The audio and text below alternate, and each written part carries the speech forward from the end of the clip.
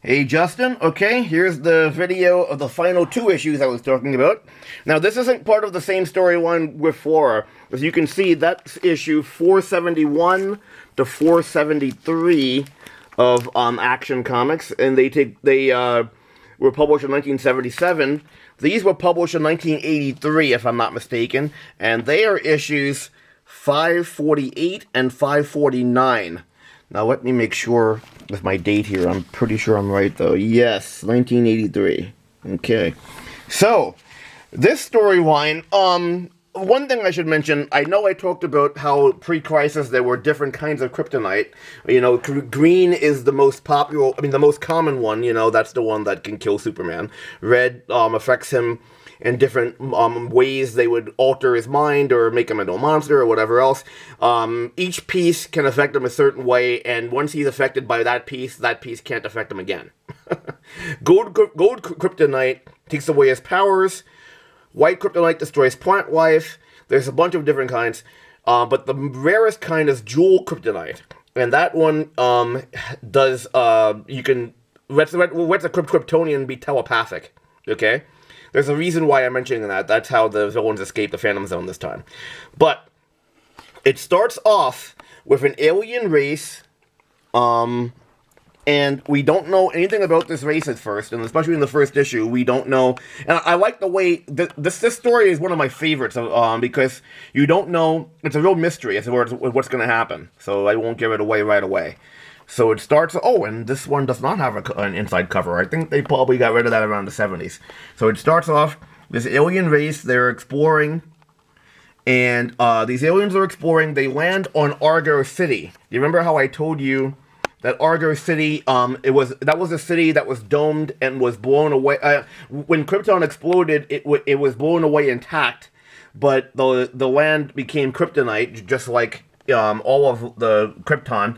And they lined it with lead, but there was an asteroid field, and the meteor shower smashed holes in the lead lining, so kryptonite, that's this green stuff you see on by their feet, was exposed, and everyone died except Supergirl, who was released. who went away in a rocket, and we find out later Supergirl's parents went to the Phantom Zone so that they could so that they would not die. But either way, these aliens at the moment, like, they know who the Kryptonians are, but they seem to just be archaeologists. They're not they're just talking about how how these people were Kryptonians, and how it was a shame that, I think they even mentioned it was a shame how their planet was devastated. So that happens there. In the meantime, this has nothing to do with jewel kryptonite. There's an artificial jewel that's being released, and it's actually becoming unstable, and so Clark was covering it. He runs off to become Superman, the way he always does. So let's see. Oh, talking about 1983. Look what's advertised. Return of the Jedi toys. Pretty cool. Return of the Jedi actually had its own comic book in the UK. I never read it. I wish I did, because there was a Star Wars comic that was released in the US, but Return of the Jedi had its own comic, and I think it was. I don't know. I'm thinking it might have been a continuation after the movie. I'm not sure. But anyway, Superman comes and to make sure the unstable jewel doesn't explode and kill millions or thousands or whatever, he compresses it into a tiny handheld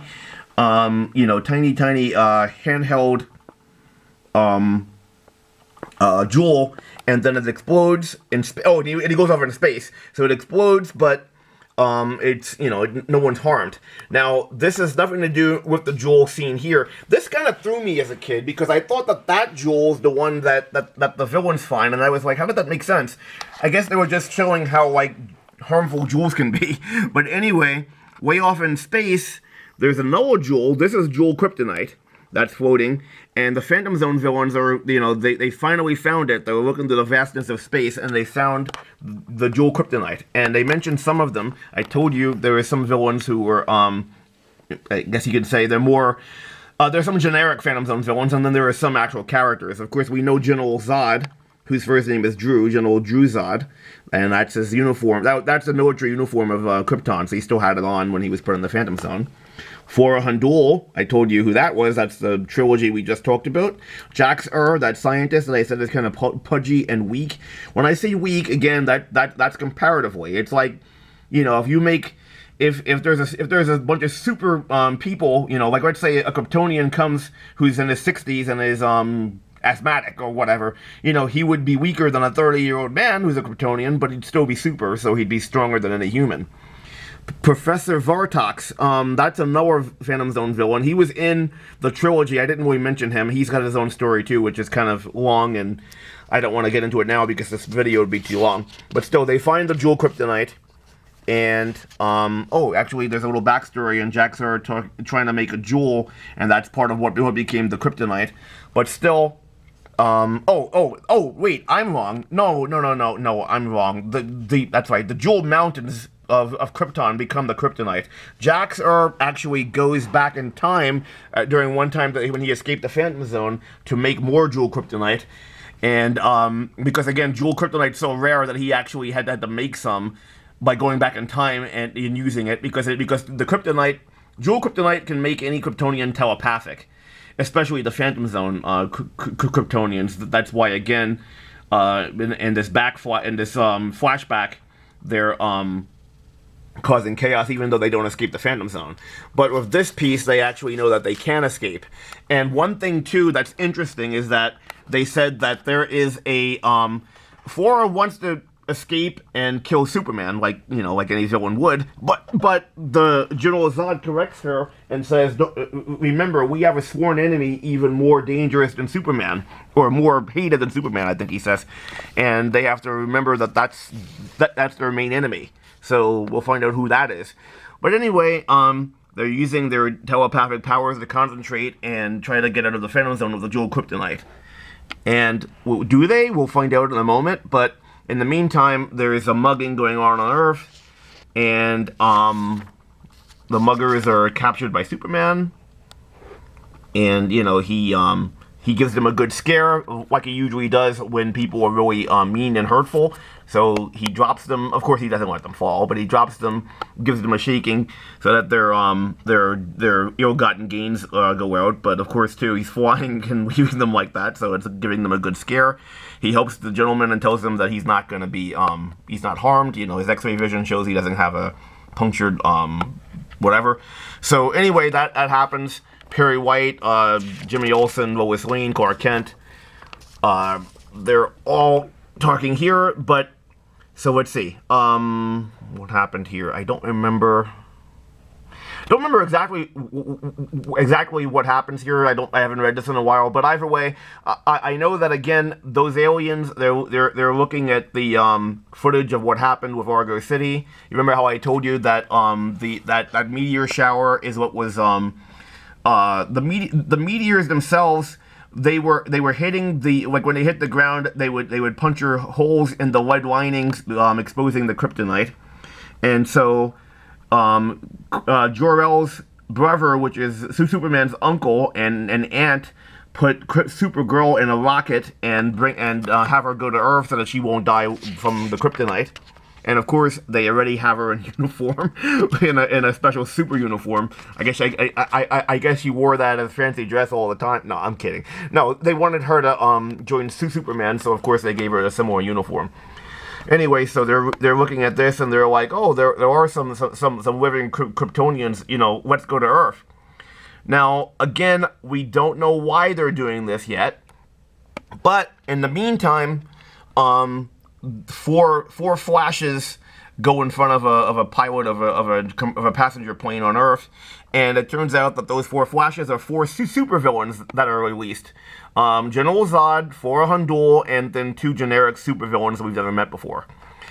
So, the one is talking about how, you know, of course, they've just escaped the Phantom Zone, and these 2, I think, besides the time when they were all out, they never were super, so they're just reveling in being super. And Flora Handul, of course, like, smashes one for not listening to her. But General Zod's a little bit kinder and just says, remember our goal. And so they go off to, what are they going to do? Are they going to do some dastardly deed? Are they going to start, like, trying to take over the world? We'll find out.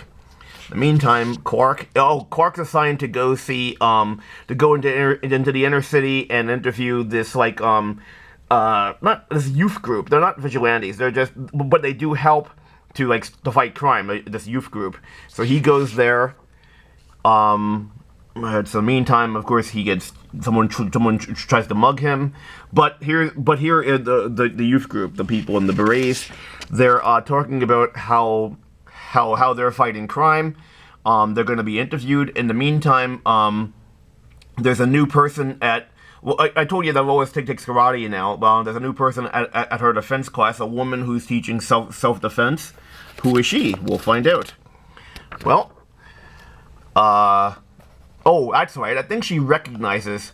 I think, if I'm not mistaken, Lois gets flipped, and I think that she might recognize that the karate move, that the martial art move that is done against her was Kryptonian. I think she does realize that, because Superman has been teaching her a bit of martial arts, Kryptonian martial arts. Of course, she can't use them as a super person, but still, she knows there's different moves.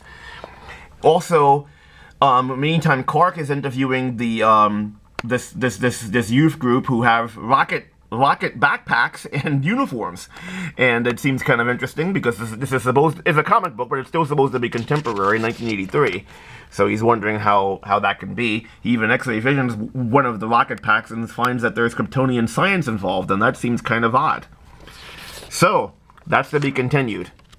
Now the second book of this, the second comic book here, this one, the cover actually gives it away, where it says, "The murderous Varangs in a battle to the..." Oh, sorry, there's a glare. "The murderous Varangs in a battle to the death with the Phantom Zone villains, and I get to take on the winners. Lucky me."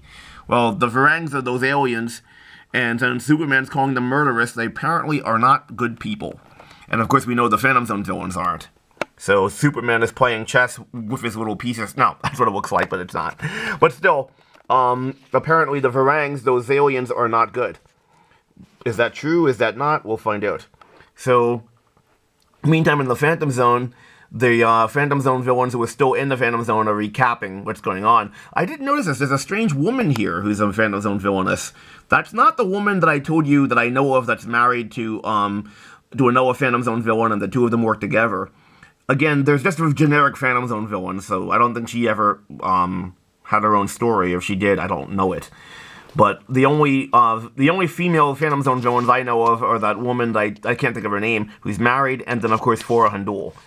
So, the meantime, like I told you, oh, this is Lana Lang, so, that redhead, but either way, in the meantime, Lois, like I said, I think she recognized that karate move, or that martial arts move, was Kryptonian. So she's following the martial arts expert in the class there. She follows her, and of course, she's wearing glasses. Actually, she's in disguise and can't be recognized. She follows her, and suddenly the bushes leap into flame, and the woman comes out of the flame, because, you know, she has heat vision. She happens to be Flora Handul.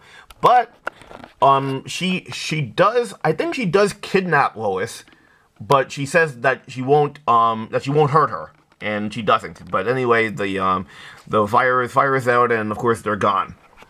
So Clark catching a taxi. I'm sorry, I'm probably drawing this out a lot more than I should. If I'm boring you, I really apologize.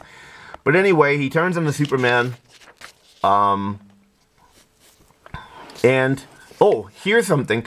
Now, again, I read the first part, so I have a good idea who this is, but you would think this is Lex Luthor. It's a bald guy who's giving the that youth group their modern tech weapons. You would think that would be Lex, but it's not. It's, we'll find out who it is. Well, there's somebody, we see here that the crossing guard is helping kids cross the street, and there's a car going out of control. The crossing guard stops the car a la Superman, and takes off his clothes and flies away. Now, we know that's one of the Phantom Zone villains. Why are they doing good deeds, you wonder? There's someone else who's, of course, again, this is supposed to be inner city. There's a mugging going on to a homeless person. The watch goes off, which is what General Zod, I'm sorry, I gave it away, but that's who it is. General Zod he communicated something, and of course, the watch went off, and the person being mugged suddenly throws the two hoods aside and leaves. So what's happening? We'll wonder. So Superman comes in first, burns away the clothes, and it's General Zod.